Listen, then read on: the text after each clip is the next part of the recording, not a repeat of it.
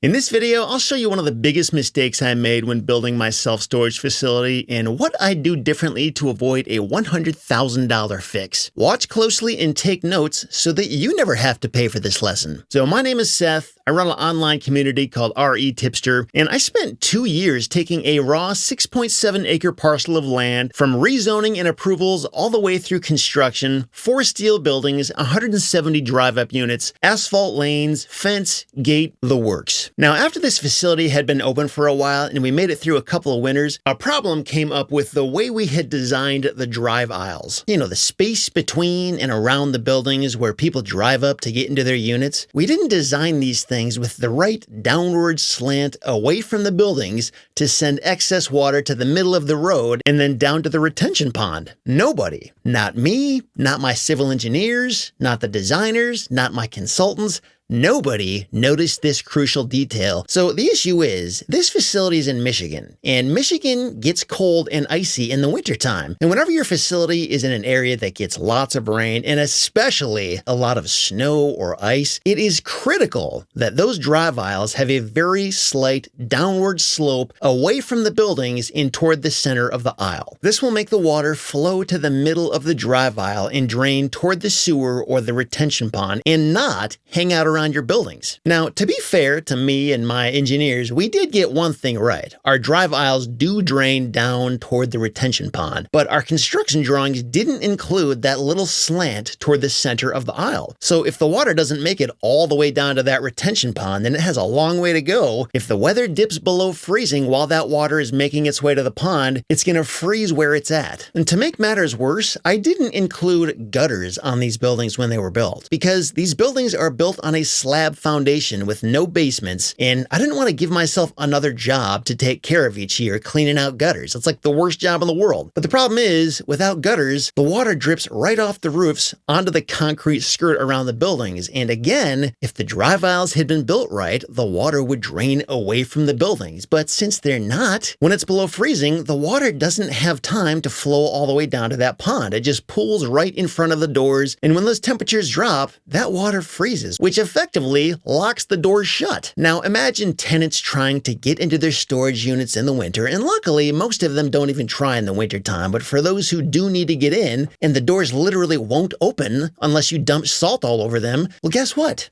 Salt has its own issues. It causes corrosion and rust on the metal, and long term, it's just not a good way to have to deal with this problem. And if we were to get gutters installed on these buildings, that would cost about $7,000 or $8,000. But the problem is, gutters don't fix a bad slope. They just move the water to the wrong place faster. The only true fix to this situation is to grind up those drive aisles, regrade them with the correct slope, and then repave them. And we did get a quote on that, and it's a cool $100,000 to make this repair. And we actually still haven't pulled the trigger on this fix because it's just too painful. For now, we're monitoring the situation closely and salting it when needed. And the good news is this issue only comes up when the weather warms up enough to melt the snow and then quickly freezes again. So it's not like this is a constant problem all winter long. And also, interestingly, this has only been an issue on the east and north sides of each building, because the afternoon sun on the west and in the south has always gotten warm enough to melt the snow away so that it actually evaporates. But since we're in the northern hemisphere, the sun literally never shines on the north sides of the buildings. And when it shines on the east sides of the buildings, that's the morning sun, and it's not really that warm in the morning. It only gets warm enough in the afternoon when the sun is on the west side. So all in all, I wouldn't say this is a catastrophic problem, and that's part of why we haven't spent $100,000 to fix it yet, but it's enough to really make me kick myself, and it's a painful enough lesson to know that this will never happen again under my watch. At this point, my plan is to deal with the bad design for the next few years until we build phase 2 of this facility. And whenever we build more units, we're going to be sure to get those drive aisles right when we build them. And also, at that point, it'll probably make the most economic sense to grind up and repave the ones that we messed up in the first place. So if you're ever in my shoes, don't make the same mistake I did. And don't trust your engineers to catch this for you. Always make sure your drive aisles are sloped correctly during the design phase. And know that gutters can kind of help, but they won't solve the problem if the pavement itself is not designed right. You want to see another tricky issue that took us a while to figure out? Check out this next video about our parking lot